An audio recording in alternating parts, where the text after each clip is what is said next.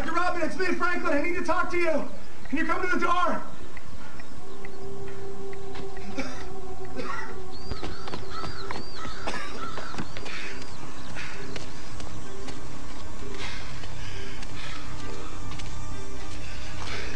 Doc.